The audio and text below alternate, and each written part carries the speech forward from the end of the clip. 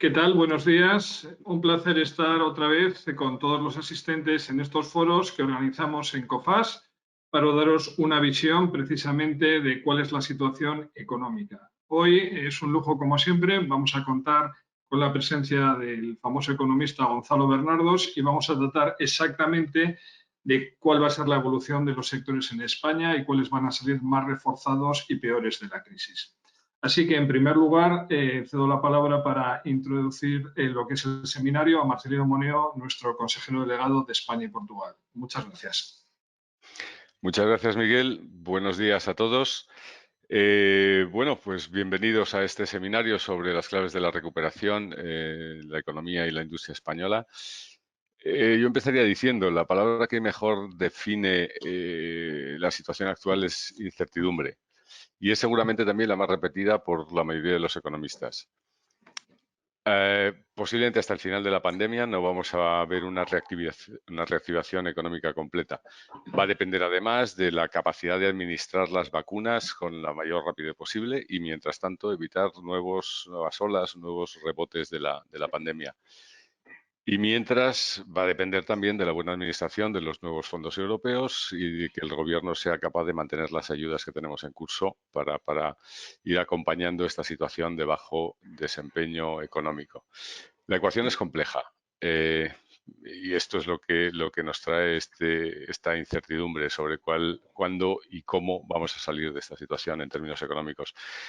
Lo que sí que sabemos es, y esto es muy claro, que el impacto económico es global. Sabemos también que este impacto es más intenso en España. España es el país que más está sufriendo y que más va a sufrir la situación económica derivada de la pandemia y seguramente de todos los países avanzados. Y esto se debe a varios factores que son fácilmente entendibles. El primero es la dependencia por su alto peso del sector servicios y turismo, que son los más impactados. La segunda es el menor tamaño de nuestras empresas, que las hace más vulnerables. Tenemos además, debido a la alta deuda pública y a los déficits fiscales, menos margen para hacer políticas fiscales expansivas que ayuden a compensar la falta de dinamismo de los factores de demanda privada. Tenemos además más temporalidad del empleo. Entonces, como veis, todo esto está teniendo un mayor impacto en nuestra economía. Otra cosa que sí sabemos es que cuando esto termine, más tarde, más temprano, vamos a tener nuestro tejido empresarial más endeudado y eso significa que va a ser más vulnerable aún. Veremos, por lo tanto, que potencialmente las probabilidades de impago son más altas y veremos crecer el número de insolvencias. No sabemos en qué momento, pero esto parece que es algo que será así de cierto. Bueno, pues para despejar algunas de las claves de este momento de incertidumbre, contamos con Gonzalo Bernardos, que ha presentado Miguel, es un asiduo en nuestros eventos sobre economía. Nos ha demostrado ya en ediciones anteriores, desde la primera crisis, o la más reciente crisis del 2008-2009, su capacidad y sus dotes predictivos y una visión muy acertada. Nos ayudará entonces a despejar las claves sobre el futuro económico de España, los principales sectores y los impactos de esta aceleración que también estamos viviendo por el nuevo contexto en los cambios, sobre todo en la digitalización de las empresas, el teletrabajo, etcétera. Entonces, sin más, le dejo todo el tiempo a Gonzalo. Muchísimas gracias por tu participación, como siempre. Un abrazo. Muchas gracias, Marcelino. Encantado de estar con vosotros y encantado otra vez de, creo, poder dar buenas noticias, porque yo soy francamente optimista. Muy bien, pues es interesante. Vamos a tener aquí para todos los asistentes como, bueno, pues 45 minutos así para debatirlo con Gonzalo Bernardos. Animar a todos los asistentes a que hagan sus preguntas a través de lo que es la herramienta y trataremos de responderlas todas. Si alguna se queda, pues será un tema de tiempo, pero nuestro objetivo es aprovechar esta ocasión que, bueno, pues que es única, ¿no? La posibilidad de tenerle a Gonzalo cada 3 meses o cada 4 con nosotros. Pues te diría, Gonzalo, si quieres, para arrancar un poquito, es precisamente la última vez que nos vimos allá por el mes de noviembre, todavía no había acabado el año. La semana pasada ya teníamos, pues empiezan a haber ya previsiones o cambios de previsiones. La más conocida, la que más anuncia ha sido la del Banco de España. Entonces, te diría, en la caída del Producto Interior Bruto el año pasado del 11%, se hace mucho sobre que la situación de España ha sido la peor o de las peores a nivel mundial. ¿Qué te parece el punto de partida? ¿El 2020 fue lo que esperábamos o al final se acabó peor de lo que estaba previsto?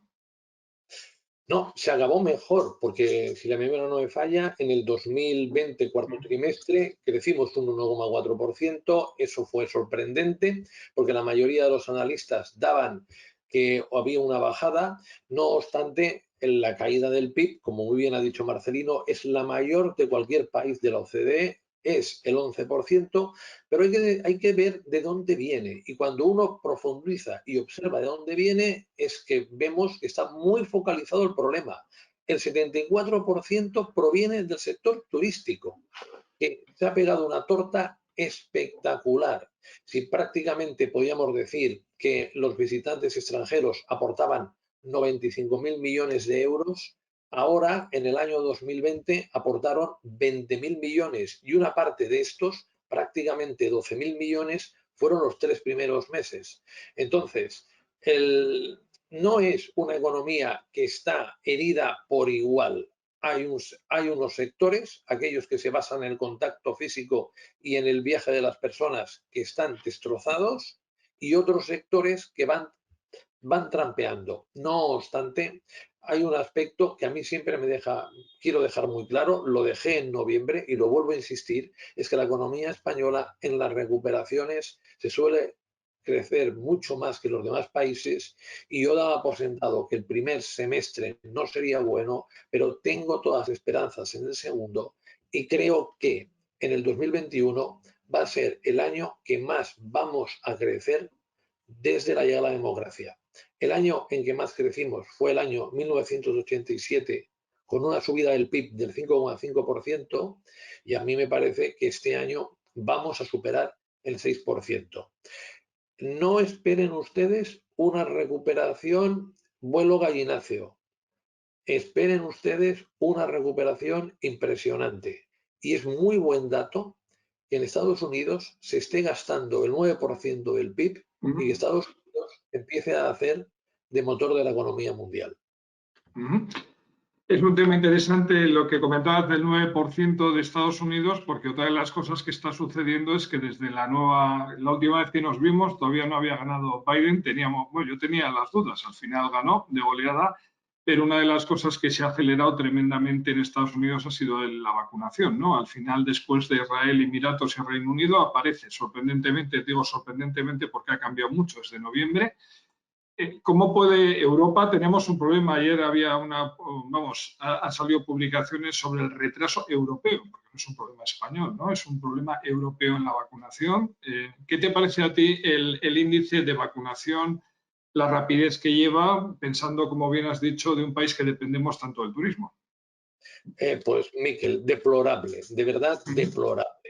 Las compañías farmacéuticas, especialmente AstraZeneca, le están tomando el pelo a la Comisión Europea, y que, si la memoria no me falla, descubrieron ayer 30 millones de vacunas en Italia, que estas vacunas previsiblemente iban a ir al Reino Unido, y que Europa exporte vacunas al Reino Unido, si la memoria no me falla, 10 millones, y que el Reino Unido no haya exportado ni una sola a la Unión Europea. Me parece que la Comisión Europea no ha estado a la altura. Y no ha estado a la altura principalmente porque las farmacéuticas son empresas que lo que buscan es, entre otras cosas, no solo obtener beneficios, pero los beneficios son importantes. Y si tú tienes un cliente que te paga más que otro, pues van a ese cliente que paga más. Y la Comisión Europea jugó diciendo, mira, nosotros somos un comprador al mayor. Te vamos a comprar muchísimas más vacunas que el Reino Unido o que otros países, con la excepción parcial de Estados Unidos. Entonces nos tienes que hacer un precio muy bajo. Y sí, después de meses negociando, hizo un precio muy bajo, pero en un escenario que son los primeros meses en que hay mucha más demanda que oferta. Pues evidentemente lo que tú has dicho, se ha marchado a Emiratos Árabes, a Israel, a Estados Unidos y al Reino Unido, que paga bastante más que en Europa. Y la jugada es que es una jugada muy mala, porque la estrategia de Israel marca un poco el criterio. Dice, mire, ¿cuál es el precio de la vacuna? No me importa demasiado. aunque sea cara, lo que me voy a ahorrar en gastos sanitarios y lo que además se va a recuperar antes la economía, me lo compensa sobradamente. Por lo tanto, en un escenario en materia económica, la Comisión Europea esta vez ha estado muy bien. En materia de vacunas está francamente mal. Lo que pasa es que la alternativa, una de las cosas que estamos, la famosa AstraZeneca es inglesa, el tema Novartis a nivel suizo, o sea, uno de los problemas que tenemos es que dependemos de la producción exterior, ¿no? O sea, es curioso porque la industria farmacéutica, centrándolo en España, es un sector muy importante de este país y, sin embargo, estamos esperando a que nos lleguen vacunas de fuera y parece que esto se replica también en Francia o en otros grandes países europeos, ¿no? Dependemos de vacunas de terceros. Así es, por ejemplo, un gran productor de vacunas es la India. Y esto es una cosa que tú lo indicabas en la presentación. ¿Qué va a cambiar en los próximos tiempos? Pues posiblemente la globalización va a ser algo menor. Y si la globalización es algo menor, tampoco pensemos que pasamos de la globalización en el que el libre comercio alcanza unos valores considerables a un proteccionismo exacerbado. No. Vamos a coger y vamos seguramente a discernir quiénes son aquellos productos que son absolutamente perentorios, imprescindibles. Pues como mínimo que haya en Europa una producción significativa y los otros productos ya no es importante si es en Europa o no. Porque, por ejemplo, si nos vamos a marzo de 2020, veríamos que nos faltaban respiradores y que solo había una empresa en España que fabricaba regularmente respiradores. Aquí lo que nos encontramos es que falta producción de vacunas. Hay pocas farmacéuticas que tienen previsto fabricar en Europa. Claro, esto va a coger y va a suponer un cambio. Evidentemente, Miguel, si nosotros hubiéramos tenido vacunas para exportar a otros países de forma neta, nos hubiera ido bastante mejor y estaríamos bastante más inmunizados de lo que estamos. Son cosas que no estaban previstas porque la última pandemia había pasado entre 1918 y 1920 y de las cuales vamos a aprender y vamos a mirar de manera diferente. La parte buena, Miquel, que vamos a tener más industria en Europa y vamos a tener menos industria en Europa porque una parte de ella se la vamos a quitar a los países emergentes. Hay un tema, volviendo un poco a las previsiones que hablábamos antes del Banco de España, siendo, por ejemplo, si este año crece el 6% la economía española, que estaría fantástico, un 6%, todo lo hace incluso más, ¿no? Y en el 2022 el 5,3%, más o menos lo que dice el Banco de España en su escenario central, una de las cosas que sucedería es que en 3 años, 20, 21 y 22, el crecimiento de la economía sería plana, sería cero. Es decir, cuando hablamos una de las cosas de prepararse para el futuro, es decir, hace un año hubiese sido un poco sorprendente, ¿no? 3 años seguidos y el crecimiento en 3 años cero. ¿Cómo se tiene que preparar la ciudadanía ante esta situación? Sí, mira, yo estoy convencido de que no es que hay solo efecto rebote, sino que entramos en una nueva fase. Y esa nueva fase es una fase de que la economía europea en su conjunto y España en particular va a tener una expansión que si no lo impide una subida de los tipos de interés va a ser larga. ¿Por qué? Porque hay un factor que es un factor diferencial. Y el factor diferencial es que en el marco presupuestario europeo de 2021-2027, ese es un presupuesto absolutamente expansionista. El sector público va a dimensionar y dinamizar mucho más el conjunto de la economía. Si a la vez añadimos que tendremos tipos de interés muy bajos, como mínimo declarado oficialmente nulos hasta el 2023 y bajos en los años siguientes, vemos que lo que se puede denominar políticas realizadas por el Banco Central Europeo o por la Comisión Europea son magníficas. Después, yo creo que hay una cosa que le va a beneficiar mucho a España y es que hay hábitos que no van a cambiar, sino que incluso van a ser más fuertes que antes. Una de las cosas sobre que discutimos mucho en nuestro país es sobre si el turismo volverá a ser lo que era. yo creo que no es que volver a ser lo que era, sino que será más de lo que era. Porque te encuentres con quien te encuentres, una de las cosas por las que encuentra faltar y muchísimo es la de desplazarse, la de viajar, la de ver cosas nuevas y diferentes de donde está uno. Esto no va a hacer que vengan 4 cuando España sea completamente seguro de visitar, sino que vengan muchísima gente. Y yo creo, por eso es el optimismo, de que vamos a lograr, como muy tarde en 2023, el PIB del 2019 y vamos a tener un crecimiento en los siguientes años muy importante. Ahora bien, Miquel, la duda para mí es la siguiente. De los 151.000 millones, más que los 140.000 iniciales, ¿cómo los gastamos y en qué? Porque hay que contar que España es el país que más tarda en gastar los fondos estructurales y que a veces, increíblemente, no los gasta todos. Y yo tengo una cierta desconfianza que si esto se hace solo desde el sector público, se puede hacer con éxito. Yo creo que hay que hacer una decisión, en principio, política y una gestión público-privada. Y que sobre todo hay que tener claro cuáles son, cómo queremos que sea, cuáles son las prioridades del futuro y cómo queremos que sea la economía española y diseñarla. En el momento en que estamos, Miguel, no es un momento normal, es un momento clave que nos va a poder permitir meternos en unos trenes que no estábamos y tener un papel en la economía europea mucho mejor que el que teníamos, pero hemos de acertar. Lo único, no sé qué te parece, pero bueno, ahora que ha estado tan de actualidad, a veces comparar la situación del COVID con la del 2008 o incluso la de 1928, ¿no? Al final, las 3 últimas grandes crisis. Una de las cosas que sucede es que después del 2008, pues en España hubo una gran reestructuración bancaria porque fue una crisis financiera.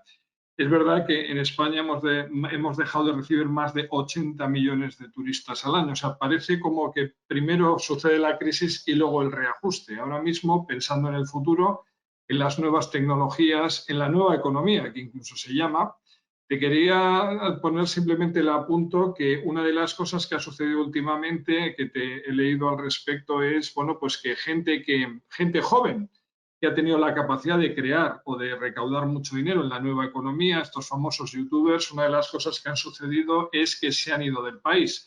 ¿Qué te parece el tema de la nueva economía, desarrollo a través de Internet, el tema de la fiscalidad en España? ¿Cómo lo ves? Para el futuro, pensando sobre todo en el futuro. Yo lo veo que no vamos a salir perjudicados, sino que vamos a salir muy beneficiados si tenemos una buena visión del tema. Mira, el otro día leí un análisis de Estados Unidos que me sorprendió y me dice, aquellos estados que han hecho mucha inversión en turismo, en inmobiliario y en educación son los estados que más han crecido. Y entre ellos ponía Florida. Y turismo por el clima, inmobiliario porque va muy relacionado y educación porque la gente que migra a Florida quiere que sus hijos vayan a colegios tan buenos como podían ir prácticamente en el noreste de Estados Unidos. Y esta situación, cuando aquí en España se hacen comparaciones, al político le encanta decir que hemos de ser la California de Estados Unidos. Y la California de Estados Unidos son muchas cosas a la vez, entre las cuales hay un sector tecnológico potentísimo que es muy difícil que nosotros lo podamos imitar como mínimo a corto plazo. Pero sí que podemos aprovechar la llegada de la tecnología y la difusión en estos momentos para convertirnos en una Florida de Europa y tener un crecimiento muy importante. Las personas quieren ir a vivir allá donde hay mejor clima, donde realmente socialmente se encuentran más bien y disfrutar sobre todo de aquello que es fuera de su vida laboral. Y esto lo va a permitir cada vez más el trabajar en remoto. El trabajar en remoto nos va a permitir 2 cosas. Que personas muy capacitadas y con grandes estudios que son españoles no se tengan que marchar al extranjero. La segunda, que personas del extranjero que trabajen en remoto, en lugar de trabajar desde Dinamarca, desde Finlandia o desde Alemania, trabajen desde aquí. Y aquí el gobierno ha de hacer un planteamiento serio si quiere atraer este capital humano. Yo soy un firme defensor de lo que es Estados Unidos de toda la vida. Y Estados Unidos, uno, tiene instituciones educativas que crean mucho capital humano, pero dos, importan lo mejor del extranjero. Esa importación, gracias a nuestro clima, gracias a la manera en que se vive en España, lo hemos de conseguir. Y es indudable que le hemos de poner un pastelito a estas personas para que vengan. Y este pastelito es una buena tributación. Seguramente hemos de discriminar entre los nacionales y los extranjeros. Pues igual habrá que discriminar entre unos y otros. Pero que realmente en la lucha que va a ser en los próximos tiempos por atraer los trabajadores que trabajan en remoto, España tiene que tener una política muy adecuada. Y es importante el clima, pero indiscutiblemente también es importante la factura impositiva. Y esto se debería planificar desde ya. Y me da la impresión, Miquel, que ningún partido lo está viendo. Y es fundamental, no solo porque se atrae riqueza, no. Principalmente lo que más interesante es a medio y largo plazo, talento. Gente con una capacidad de emprender muy importante y personas que tienen una capacidad de crear ocupación y ocupación de salarios elevados interesantísima. Y lo último relacionado con esto. Mirad que Barcelona tiene problemas por lo que todos ya conocéis. No obstante, hoy en día sigue siendo la capital de las startups del sur de Europa. Imaginaros si el entorno acompañara. No, es interesante, la verdad es que siempre en estas agradables charlas sacamos ideas que yo creo que tienen que ser de mucha utilidad para todos los que nos escuchan. Y la verdad es que, por ejemplo, lo que acabas de decir, clima, real estate y educación, es una cosa bastante obvia, pero España el clima lo tiene. Inversión europea, sobre todo pues en Baleares, en Alicante, por muchos sitios, ¿sabes? Lo conoces mucho mejor que yo, a mansalva, y la verdad que es interesante porque empezamos a tener universidades y escuelas de negocios a primer ranking mundial, que parece que no se han dado cuenta a nivel global, igual es algo que tenemos que seguir profundizando, ¿no? Una de las cosas que a la gente le preocupa, yo sé que otras veces cuando hemos tratado el tema impositivo, el tema de la deuda pública, a ti no te parecía del todo problemático. Sé que cuando hablas, por ejemplo, de los ingresos públicos a nivel del PIB, pues en España están en el 39 frente a la media del 46 de Europa, pero una de las cosas, no sé si conoces, hay una página web que te da la deuda al momento, al segundo, deuda pública en España, que es llamativo, ¿no? Cómo crece cada segundo.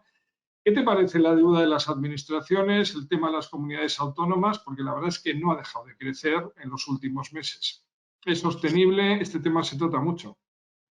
Sí, mira, si no hay una política especial, la deuda va a ser un lastre considerable.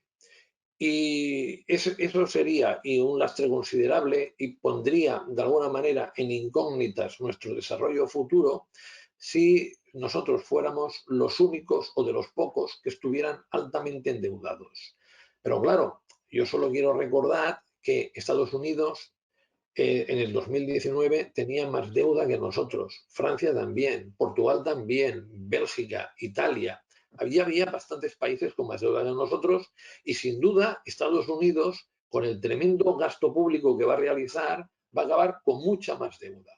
Entonces, yo sostengo una manera de operar que a mucha gente no le parece bien. Pero claro, es que si me evito pagar muchos intereses de la deuda pública, son dinero que no le traigo de la economía porque no aumento impuestos o que puedo dedicar a dinamizarla.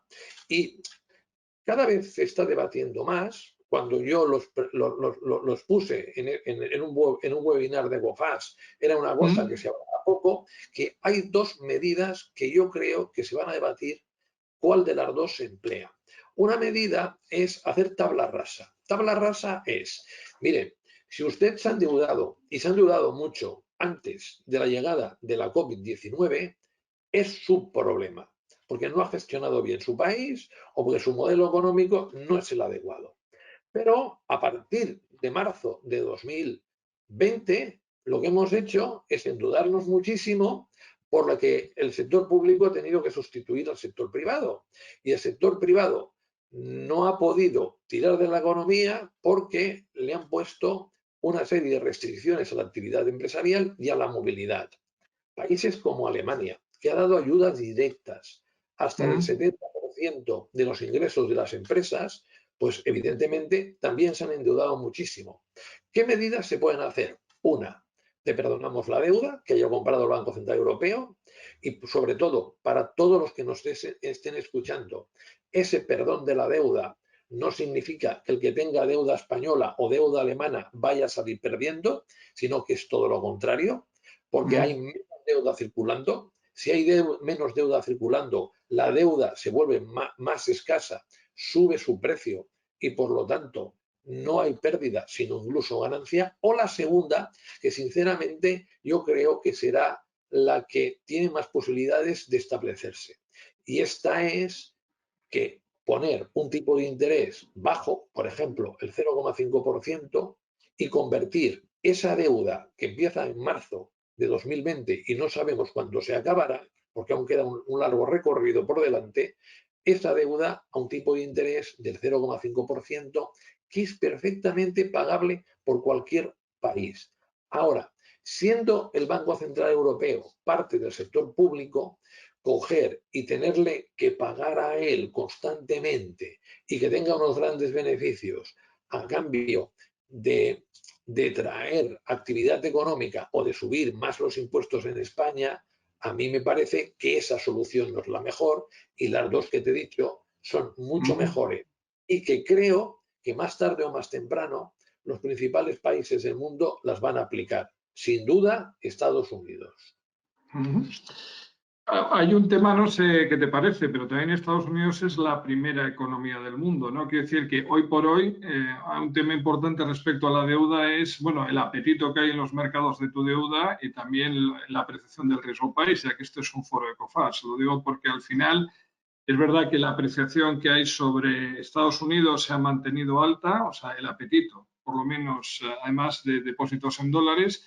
Y sin embargo, pues en Europa desde el 2008 pues ha habido algunas incertidumbres, ¿no? Yo no sé si la gente, el inversor extranjero cuando ve a Europa pues se acuerda de Grecia o se acuerda de otros países que tuvieron dificultades. Igual el apetito que tiene es menor, ¿no? Que es un tema interesante. Al final, centrando en el tema español, pensando si hemos aprendido algo, o sea, por ejemplo, el sistema financiero, estamos ya en el 2021. Hay una gran concentración. ¿Cómo ves el sistema financiero en España en el 2021? Esto no ha sido una crisis financiera, pero los bancos se ven afectados porque se ve afectada la industria. Al final, ¿cómo está el sector financiero en tu opinión hoy en día? Español. Yo lo veo francamente bien y hay que felicitarse. El sector financiero, a partir de la crisis 2008, entraron nuevas regulaciones.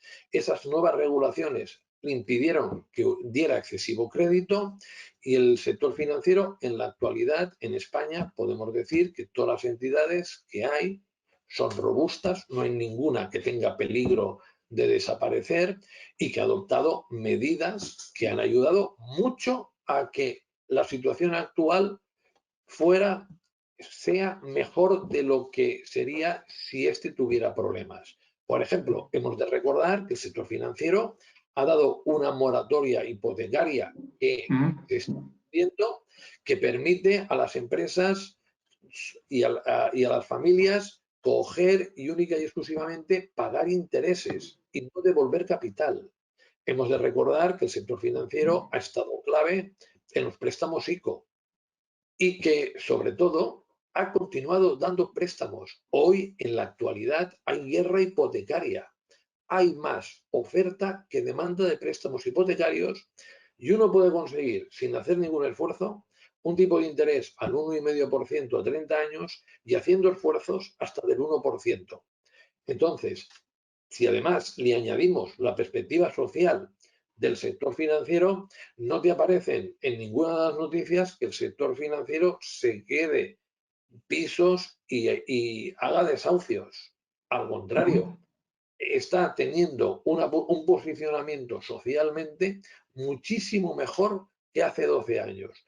Y nos debemos de alegrar muchísimo de esto, Miquel, porque nosotros hemos tenido una crisis de oferta por la paralización de la actividad, que se transformó en demanda por las personas en ERTE, por las personas que se fueron al paro y por las malas perspectivas que tenía la economía por la COVID-19.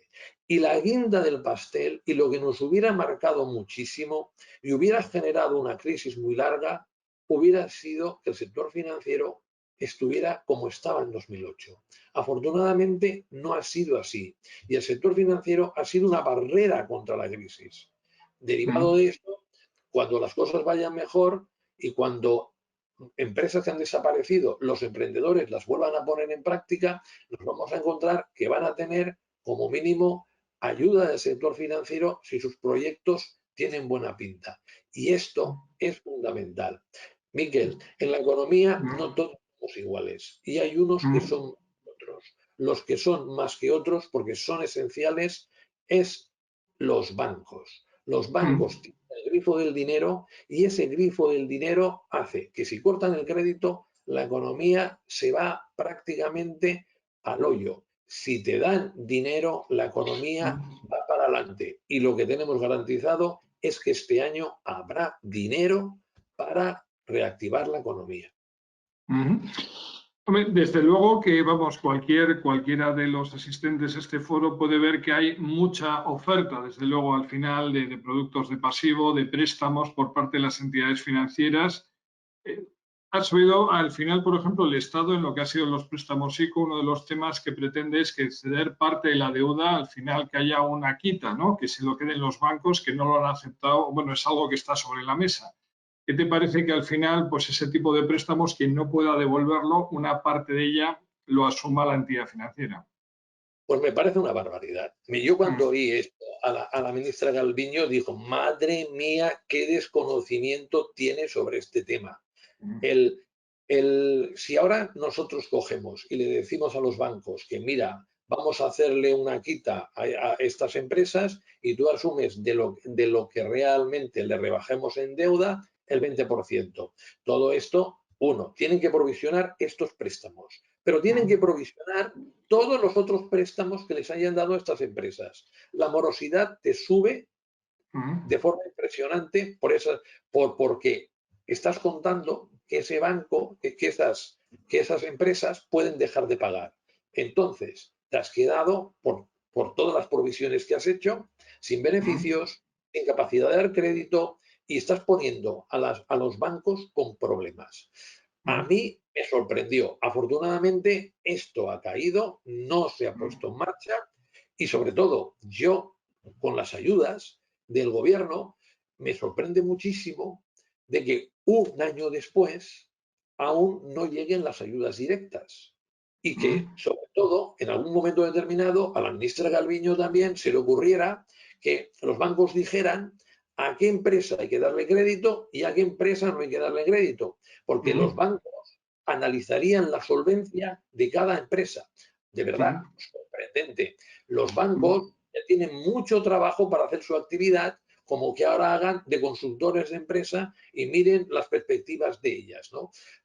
Aquí, de verdad, fue para mí una decepción con la ministra Calviño, una ministra que está muy, muy preocupada por la deuda y el déficit y está poco preocupada, o mucho menos lo que debería estar, por la salud de las empresas. En esta crisis pasa una cosa que la diferencia notablemente de la del 2008. Todo el mundo es consciente, trabajadores, sindicatos, de que hay que dar ayudas a las empresas. Y es imprescindible no decirle a las empresas, mire, ahora le vamos a quitar un 10% de su deuda. No, no, no. Aquí es venir con el cheque y decir, mire, le voy a dar 10.000 euros, 20.000 euros, estoy hablando de empresas pequeñas, 15.000 euros, sobre todo para que usted, en el momento que las restricciones a la actividad y a la movilidad la movilidad de las personas vuelvan a ser normales, usted pueda empezar a salir como un campeón. Y la deuda, no se preocupe. ¿Que no tiene posibilidades de pagarla en 3 años? Pues le alargamos a 5. Porque justamente este incremento, extensión de las moratorias, de los ICO y de las hipotecas, hacen que los bancos tengan mucha menos morosidad. Y esto hace que se puedan dar muchos más préstamos. La solvencia de los bancos es una tarea que le corresponde principalmente a sus directivos haciendo buenas prácticas. Pero el gobierno lo que tiene que hacer es facilitar esa solvencia, no perjudicarla. Y que si un banco es solvente, todos nos beneficiamos porque tenemos un acceso al crédito y a un tipo de interés más bajo que de otra manera no habríamos tenido. Por lo tanto, aquí el gobierno y especialmente la señora Nadia Calviño no tuvo una idea, sino una ideica y mala. ¿Cuál es la razón? Vamos, si la conoces, leía que, por ejemplo, en Alemania, en enero, febrero y marzo ha habido 11.000 millones al mes de ayudas directas. Como bien decías, aquí el tema, la pregunta del millón es ¿y cuándo llega el dinero? Porque estamos hablando de 7.000 millones y yo digo que en Alemania serían 33.000 millones, bueno, si contamos el mes de marzo entero, que no ha acabado. ¿Cuál es el problema que todavía esa ayuda directa no haya llegado a lo que es el tejido productivo, que es quien lo necesita? Mira, en primer lugar, yo si quieres te cuento un poco cómo va esto. Los sectores empresariales empiezan a presionar mucho al gobierno, esa presión la siente el presidente de gobierno y de un día para otro coge y te dice que va a haber ayudas directas y que van a hacer por 11.000 millones. Y entonces encarga a la señora Calviño que le diga cómo se hace esto. Y aquí el problema que tenemos es que no saben cómo distribuirlas. ¿Cuánto le toca a cada empresa y por qué una recibe un dinero y otra no? Por ejemplo, oye, las peluquerías han de entrar. Como eran un servicio esencial, alguien te dice que sí, alguien te dice que no. Si no hubiera sido un servicio esencial, habría dudas.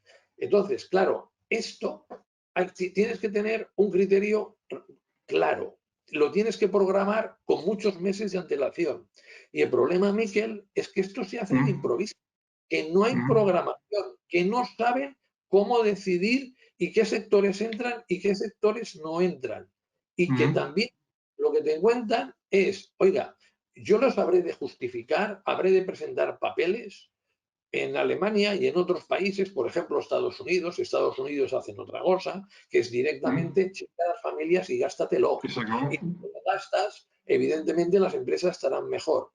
Aquí, sobre todo, el Ministerio de Economía están muy obsesionados en las que son viables respecto a las que son inviables. Yo creo que prácticamente cualquier empresa que era viable en febrero de 2020 lo es viable ahora, casi cualquiera. Y que me pongan como ejemplo que no demos ayudas directas porque en otros países como Alemania se han dado ayudas directas y se han cerrado, bueno, lo que ganaríamos dando ayudas directas es muy superior a lo que perderíamos por alguna que se cerrara. Y sí, Miquel, el ejemplo alemán, sin duda, es el ejemplo a seguir. Y aquí, aunque Merkel históricamente le ha dado mucha importancia al déficit público y a la deuda pública, ahora no se la da. Ya se la dará en el momento oportuno. Ahora lo que toca es salir de esta. Y para salir de esta, las empresas han de sobrevivir. ¿Por qué crees que hay tanto, que lo has citado antes de pasada, pero por qué hay como inquietud cuando se habla, por ejemplo, de la subida de la inflación? Estoy hablando exactamente del caso español, porque una vez más, viendo previsiones del Banco Central, hablamos del 0,8, del 1,1, es decir, al final las cifras que se hablan de inflación, por lo menos a 2 años vista, van a estar en torno al 1%. Que va a subir, está claro, porque más bajo es difícil, pero no parece que sea un problema, ¿no? ¿Qué te parece la inflación en España? Bueno, es que hay personas que ven el gasto público que se realice que va a ser un motivo inflacionario. La inflación, hay mucha gente que ve visiones, que sueña, que sueña con ello. Oye, Miguel, acuérdate, y que tú lo sabes muy bien, el señor Trichet, que en plena crisis de demanda sube los tipos de interés porque la confunde con una de oferta, porque es un señor que ve inflación por todos lados. Lo vuelve a hacer en plena época de la austeridad, 2010-2011. Lo sube del 1 al 1,5. Entonces, aquí, como mínimo, a corto plazo, la inflación no se ve por ningún lado desbocada, entre otras cosas porque hay dos elementos muy importantes que van a impedir que se desboque. La primera es que tenemos mucha capacidad productiva sin utilizar. Por lo tanto, las empresas, la mayoría, antes de subir precios y perder cuota de mercado, lo que intentan es utilizar mucho más su capacidad productiva y ganar más beneficios, pero ganarlos por incremento de volumen, no por incremento de precios. Segunda, hay muchas personas que están paradas. El año pasado aumentó el paro en 620.000 personas y en el mes de febrero tenemos 900.000 personas en ERTE. Por lo tanto, son 1.500.000 que han de ir a la fuerza de trabajo de ocupación. Es decir, entrar a una ocupación. Y mientras estén ellos como reserva de trabajo, los salarios difícilmente subirán mucho. Por lo tanto, la inflación se produce, sobre todo por el lado de la demanda, cuando tú tienes que las empresas produciendo más no pueden ganar más y tienen que subir precios para ganar más, cuando los trabajadores son muy escasos y por lo tanto para conservarlos les tienen que subir salarios, o por ejemplo cuando tienes una subida espectacular de materias primas, que se ha producido una buena subida pero que aún no se ha reflejado en la inflación. Y ya como para acabar con este tema, recordarte que hay gente que lleva 12 años diciendo que viene la inflación, que viene la inflación, que viene la inflación. A mí me recuerda Pedro y el lobo. Algún día vendrá el lobo, pero como mínimo a corto plazo no lo esperen, duerman tranquilos. Acabas de citar una cuestión que también es relevante para el futuro de España y para este año, ¿no? El tema y sobre todo en su impacto en las cuentas públicas, ¿no? Al final, el volumen que tenemos, pues de 9 millones al final de jubilados, al final de 3,5 millones de parados, 950.000 en ERTE y 3 millones de funcionarios, no todos ellos de carrera, pero bueno, empleados del sector público. Entre todo, al final son 17 millones. ¿Te parece una cifra preocupante con la población activa que hay ahora mismo en España? Indiscutiblemente sí, indiscutiblemente ahí tenemos un importante problema. Y tenemos un importante problema, el primero, con los pensionistas. Claro, a mí me hace mucha gracia que haya gente que se quiera jubilar a los 58, a los 59. Esto es imposible, imposible. No confundir cuando hay una empresa que paga una indemnización a una persona que tiene las anteriores edades y esa persona ya no trabaja más. Eso es, le llaman prejubilación, pero es una indemnización generada por despido. Entonces, nosotros en las pensiones tenemos que cada vez vamos a ser más jubilados, cada vez los jubilados van a cobrar más, los nuevos jubilados, la mayoría ya cobra por encima de 2.000 euros y aquí solo tienes dos opciones. El resto es papel mojado. Uno, o a los nuevos jubilados le pago menos y les bajo la pensión, o dos, hago que se retiren más tarde. No obstante, Miguel, este es un tema de una sensibilidad en la población tremenda. Es impresionante. Si a uno se le ocurre decir cualquiera de las dos cosas que he dicho en un entorno público no especializado, te van a tirar los trastos a la cabeza y te van a decir que ya han trabajado mucho tiempo, aunque hayan trabajado 15 años solo, y que les toca jubilarse. Pero las cuentas son las cuentas. Lo que no podemos pedir es un país que cobre pocos impuestos, que tenga una sanidad magnífica, una educación excelente, con asistencia social a los colectivos más desfavorecidos y que además las pensiones sean maravillosas y muy elevadas. Esto es imposible, porque hay que recordar una cosa, los trabajadores españoles cobran bastante menos que los alemanes, pero los trabajadores españoles cuando se jubilan, la pensión media de jubilación en España supera la de Alemania, porque nosotros, en promedio, las pensiones medias son el 81,8% del último salario. En cambio, en Alemania es el 50,4%. Tenemos lo que se conoce como tasa de sustitución de las pensiones de las mayores del mundo. Y eso lo podíamos hacer cuando había pocos jubilados y muchos trabajando. Cuando cada vez está más igualado el número de jubilados con el número de personas que trabajan, pues allí tenemos un problema. Y el segundo problema gravísimo, impresionante. Yo, Miquel, te diría que es el primero de todos. Hay que hacer algo para que nuestra tasa de paro sea a nivel europeo. Y lo que hay que hacer son a veces cosas desagradables. Cosas desagradables es que nosotros tenemos un seguro de paro muy generoso, 24 meses, pero todos conocemos personas a que les dices, oye, si quieres, te ayudo a buscar trabajo. Si hago una cosa interesante, te lo digo. Y te dice, ni hablar, que me quedan 20 meses de paro por delante. Cuando me falten 4 o 5, entonces me interesará. Y también hemos de reformar todo el sistema de contratación, porque que el sistema público solo genere el 2% de los nuevos contratos es que no vamos bien. Pero fíjate, tanto pensiones, problema, como mercado de trabajo, el principal, son temas que el político solo puede salir perjudicado. Entonces, seas de centro derecha, seas de centro izquierda, ¿qué haces con estos problemas? Ponerlos debajo de la mesa. Cuando las cosas van mal, porque no los vas a perjudicar ya que van mal. Cuando las cosas van bien, hombre, ahora que las cosas van bien y que disminuye el paro y que las pensiones las podemos pagar más o menos bien, no la fastidiemos.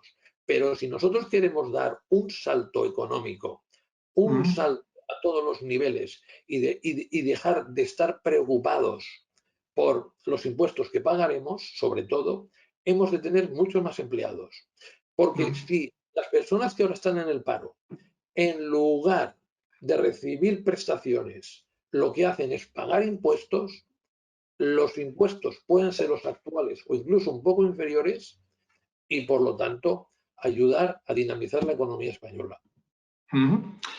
Estamos entrando, no sé, por cierto, Gonzalo, si tienes por ahí un vaso o algo, si quieres beber con... Ah, perfecto, ¿no? Porque creo que no, como no te... Lo tengo vacío. No pasa. Como no te dejo un segundo, pues decir a los asistentes que estamos entrando ya en el último cuarto de hora. Lo que vamos a hacer es que esto pasa a toda velocidad, es una maravilla, pero vamos a estar como 10 minutos más. Y luego las preguntas que me van entrando, pues aprovecharemos con Gonzalo para tratarlas y que nos privéis todos los asistentes de comentar en un momento dado lo que quieras. Uno de los temas, insisto, más que la cuestión política, es curioso que en COFAS, por ejemplo, hacemos lógicamente muchos análisis sobre la estabilidad política de un país y la estabilidad económica, la estabilidad social y económica de suele ir de la mano. Yo te he leído también sobre el tema de los deberes del nuevo gobierno catalán y pensando que tenemos elecciones en Madrid el 4 de mayo, diría sobre todo por la importancia que tienen en España, Cataluña y la Comunidad de Madrid, ¿cuáles son las tareas que tiene el gobierno catalán todavía no formado y el gobierno madrileño, el que salga el 4 de mayo? Pero fíjate que estamos en son las dos grandes comunidades que aportan más el PIB y tienen dos posiciones antagónicas.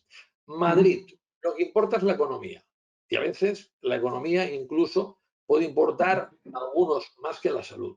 En Cataluña, la economía no importa absolutamente nada.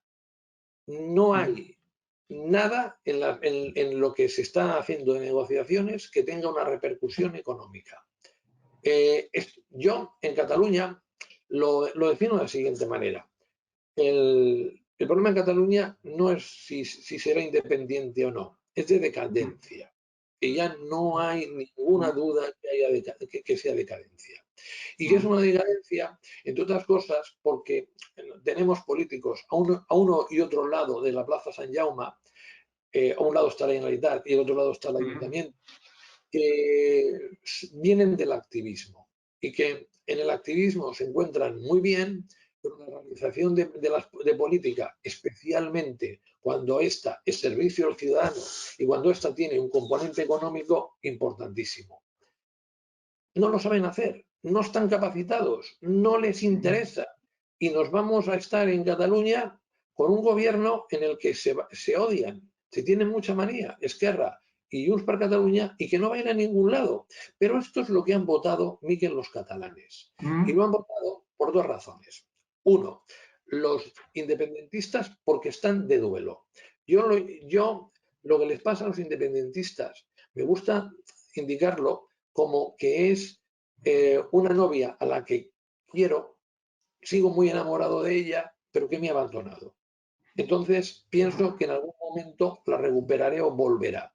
La he querido tanto, he estado tan bien con ella, que cuando me dice que haga algo, lo sigo haciendo. Y por lo tanto, siguen votando independentista. Por otro lado, los constitucionalistas tienen una sensación de abandono total.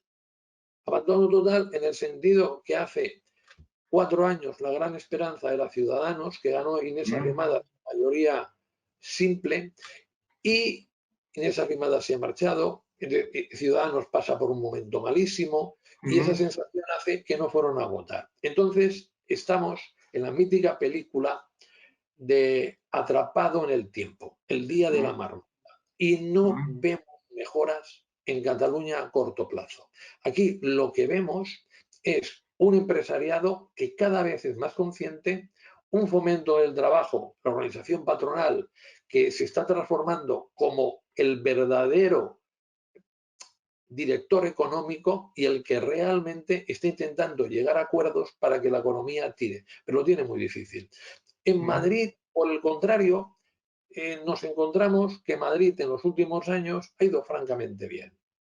Se le puede decir a los sucesivos gobiernos de Madrid si han cobrado más o menos impuestos, si han hecho más infraestructuras o menos infraestructuras, pero yo les quiero recordar que Madrid, si la memoria no me falla, en el 2001 representaba el 17,7% del PIB y ahora representa el 19,3%.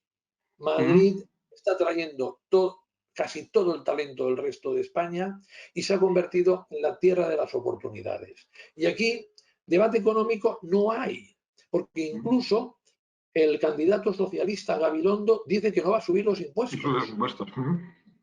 El debate es un debate ideológico, un debate de los años 60 o 70. Yo, catalán, por lo tanto, no piensen ustedes que no me quiero mi tierra, sino por supuesto que la quiero.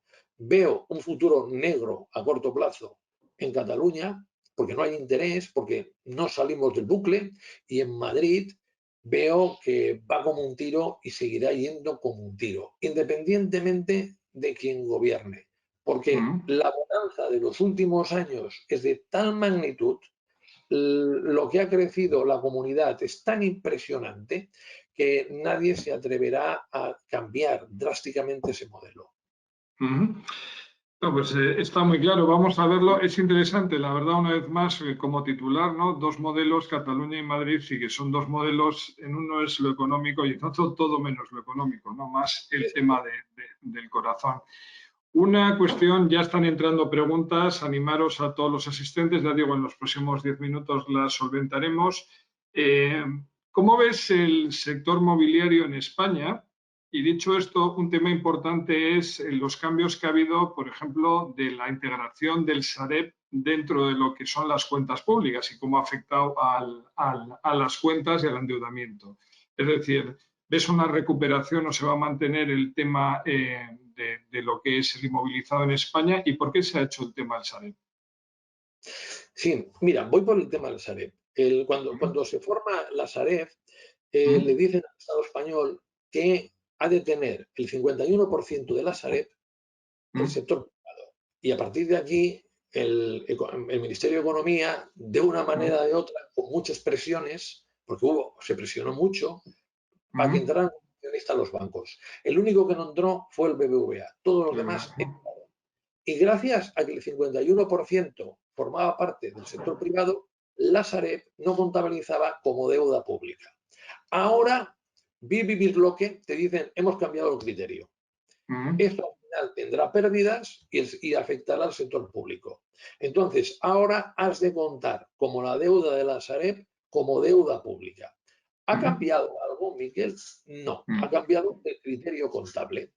Que razonablemente la Sareb, como mínimo en la parte que le corresponde como accionista, debe ser deuda pública. Hombre, sí. Lo que en aquel momento, cuando se crea la Sareb, es plena crisis económica y desde Europa dicen, no vamos a hacer que llueva sobre mojado.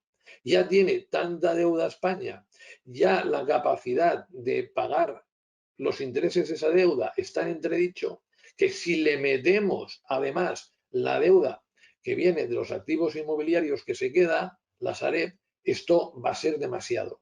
Y ahora parece que no le dan tanta importancia. El sector inmobiliario español, te puedo contar que están todos muy sorprendidos. Sorprendidos, y te voy a hacer una diferencia. Los que es venta de viviendas que no de alquiler. Ellos pensaban masivamente que esto iba a ser la repetición de la crisis 2008-2013 y que iban prácticamente a desaparecer. Voy a dar datos para que veáis la diferencia. Sí, entre 2008 y 2013 el PIB en España cae un 7,7%, en 2020 el 11%, pero es que las transacciones en España caen entre el máximo de 2006 y el mínimo de 2013 un 66%. No tenemos datos definitivos del Ministerio de Fomento, pero datos de registradores, que son menos exactos que los de notarios, nos dicen que ha bajado en el 2020 el 17% de las transacciones. Si contamos que durante 2 meses no se pudo vender, es, para las circunstancias económicas, un dato magnífico. ¿Los precios se han mantenido? No. Los precios han bajado. Lo que pasa es que los portales reflejan bastante bien los precios de subida, porque son precios de oferta, pero no tienen rapidez en reflejar cuando bajan los precios. Y posiblemente, por poner 2 ejemplos, en Barcelona y Madrid estaremos en un entorno en el 2020 de una bajada del 10% del precio. La que se ha pegado un castañazo tremendo es el alquiler.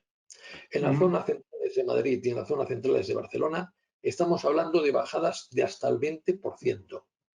¿Por qué? Incremento de la oferta por viviendas turísticas que pasan al alquiler convencional, en viviendas que están menos de un año y más un mes, arrendamiento por temporada, también se pasan al alquiler convencional, y a la vez lo que te encuentras es que muchos colectivos que estaban de alquiler, como ejecutivos desplazados, estudiantes, extranjeros, han desaparecido de Barcelona y Madrid. Esto hace que en el mercado de alquiler tengas unas bajadas espectaculares en Barcelona y Madrid y unas bajadas mucho menores en aquellas poblaciones en que los habitantes itinerantes son una gran excepción. Para todos los asistentes vamos a entrar en los 5 últimos minutos de la conferencia, o vamos, de la videoconferencia, así que encantado de recibir cualquier inquietud. Me parecería interesante los minutos que nos quedan, porque también ha escrito mucho al respecto. Yo creo que una forma de ahorro que podían tener mucha gente en España, hasta ese gran colectivo de parados o jubilados, era una casa en alquiler. Como bien apuntas, porque además es obvio, el alquiler se ha desplomado. Y además hay mucho interés a veces por los poderes públicos de intervencionismo en el alquiler. Para ti, ¿cuál es la fórmula de rehabilitar el alquiler, visto que, insisto, va a haber menos viajes, menos estudiantes moviéndose, menos transacciones? No, es muy sencillo. Mira, a pesar de que el alquiler está bajando y está bajando bárbaramente, es un motivo de preocupación general que los alquileres sean muy altos. Hay un partido político que quiere poner control de alquileres. El control de alquileres es la típica política que ha fracasado en todo el mundo, pero que la gente se cree que la próxima vez no fracasará. Y por eso tiene muchos apoyos. Pero mucha gente se cree que el control de alquileres es un enfrentamiento entre propietarios e inquilinos. No, no, no, no.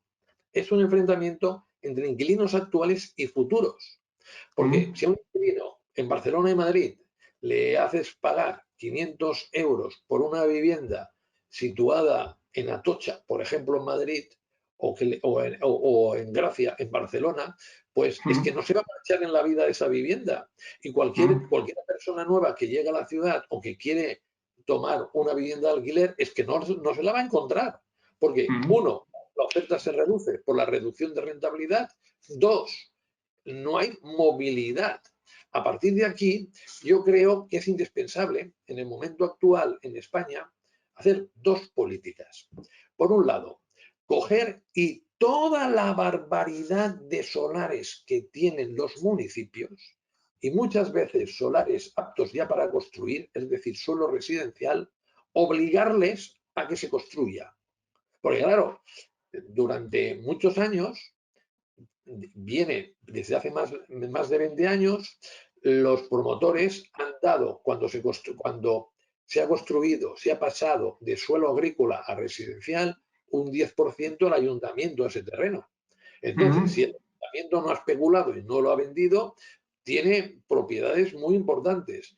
El tema es decirle, oiga, usted tiene que construir. ¿Estoy diciendo que construya el propio ayuntamiento? No.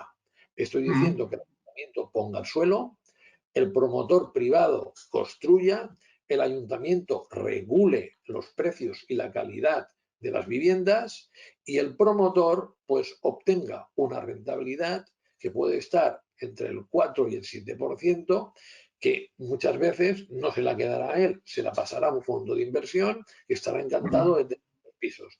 Y por otro lado, hacer una cosa que es sencillísima.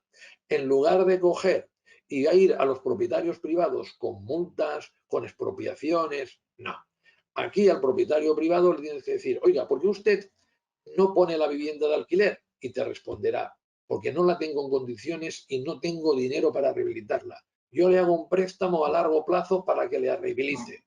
O a los que actualmente son propietarios para que la pongan a un precio más bajo, por ejemplo, un 20% más bajo, le digo, usted no paga IBI, usted no paga renta. Usted cuando la venda, si la tiene 15 años en alquiler, no pagará plusvalía municipal. Y además de todo esto, lo que le voy a hacer es seguridad jurídica. Si el inquilino no le paga, no se preocupe, yo le pagaré el dinero que no le paga el inquilino. Y finalmente, a los 15 años, le voy a dar una subvención para que usted ponga la casa en condiciones para que el inquilino vuelva a tener una vivienda de calidad. Y Miquel, te aseguro con esto que tienes una barbaridad de personas que lo aceptarían. Pero, claro, si lo que te ofrece el gobierno es decir, dice, mire, yo hasta ahora le subvencionaba el 60%, porque el 60% de lo que cobras de alquiler estaba exento en renta.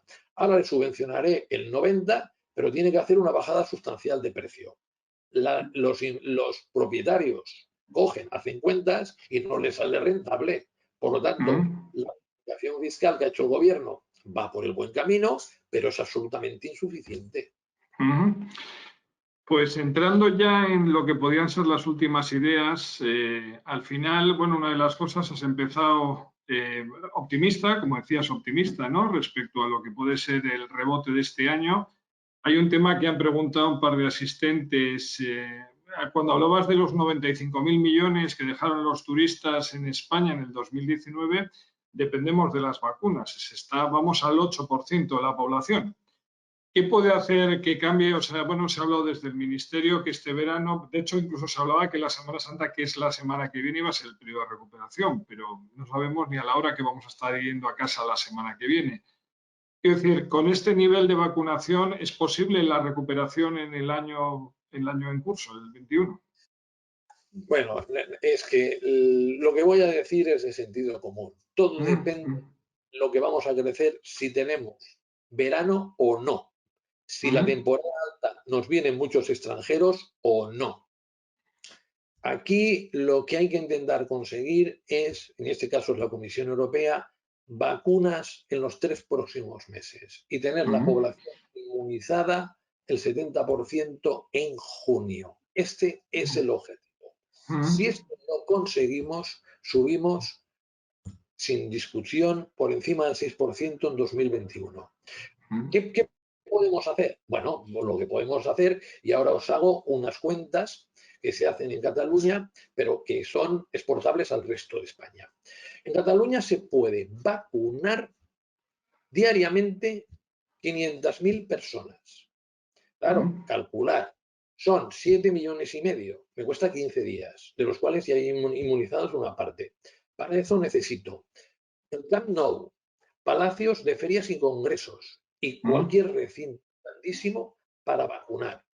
Es decir, si esto lo traslado al conjunto de España, en 15 días, con buena organización, podemos conseguir el 70%. Yo lo que aspiro es que el gobierno empiece, con la ayuda de las comunidades autónomas, a tener esta previsión. Vamos a salvar el verano, vamos a vacunar en 15 días y si realmente hemos de coger otras vacunas que las 4 que están aprobadas, y me refiero a la Sputnik 5 y a la China, las cogemos porque la Sputnik 5, en definitiva, tiene una hermana gemela y que es muy famosa en Europa y se llama AstraZeneca. Entonces, espero, Miquel, que el gobierno sea consciente de lo que nos jugamos y realmente haga esta planificación. ¿Que estamos inmunizados el 70% en octubre? Pues miren, lo de que crecemos más del 6%, cójanlo y tírenlo a la basura. Si crecemos la mitad, premio. Pues es la verdad que una de las cosas que sería, espero que siempre lo hacemos en COFAS, ¿sabes? Pero espero que esta videoconferencia tenga máxima difusión porque, como decía antes, una de las cosas que sucede es que lo que has hablado al final de educación, buen tiempo, inversión e inmovilizado es una obviedad. Y el hecho de que se pudiese vacunar en 15 días a la población, bueno, yo insisto, hasta con un mes o mes y medio creo que mucha gente se daría por satisfecho, ¿no? Porque al final... Yo entre ellos. Pues espero que la verdad es que la próxima vez que nos veamos en estas videoconferencias o como sea, sería una gran novedad que los dos estuviésemos vacunados. Sería, bueno, estaría muy bien, ¿no? Y no sé, insisto, por mi parte agradecerte, ves el año 2021, evidentemente de una forma que puede haber un rebote, pero que pasa lógicamente por este tema de las vacunas para consolidar desde luego lo que es el verano. Una crisis diferente a la que vivimos, lógicamente, hace 13 años, porque el sector financiero sigue apoyando a las empresas y está ahí. Y al final, bueno, pues la idea es que muchas de las ideas que has trasladado pues se recojan a nivel gubernamental y se pongan en práctica, ¿no? ¿Alguna idea o algo que quieras decir de despedida? Sí, yo quiero finalizar con un pensamiento que tengo. Y que sobre todo que nadie piense que yo soy la alegría de la huerta, ni mucho menos. Pero creo que España, si lo hacemos mínimamente bien, y aquí tenemos el problema, lo sé, podemos ser unos grandes ganadores de lo que viene en el siglo XXI. El hecho de trabajar en remoto nos tiene que permitir dos cosas que he dicho a lo largo de este webinar, pero que quiero recalcar. Uno, captar muchos extranjeros. Dos, que no se nos vayan nuestros principales cerebros o gente muy bien formada. Y sobre todo, hemos de enfocar nuestra economía a no ser la Dinamarca, ni la Alemania, ni la California. Seamos sensatos, seamos coherentes con lo que tenemos, que es ser Florida. Y si somos Florida, nos irá muy bien. ¿Dónde está, que lo firmo, ser la Florida de Estados Unidos en Europa en el siglo XXI? Además, en Florida hay un sitio muy bonito que se llama Cayo Vizcaíno, así que ya... Pues un placer, Gonzalo. Muchísimas gracias por tu tiempo. Y nada, a cuidarse, salud a la familia y nos vemos en breve. Igualmente, un saludo a todos y solo deciros que creo que ya nos falta poco. Y si nos volvemos a ver después de verano, todos nos veremos, estoy convencido, con una sonrisa mucho más grande que la que tenemos ahora. Muy bien. Pues muchas gracias, señores, a todos los asistentes por sacar tiempo. Muchas gracias, Gonzalo, y nos vemos en breve. Hasta luego. Adiós.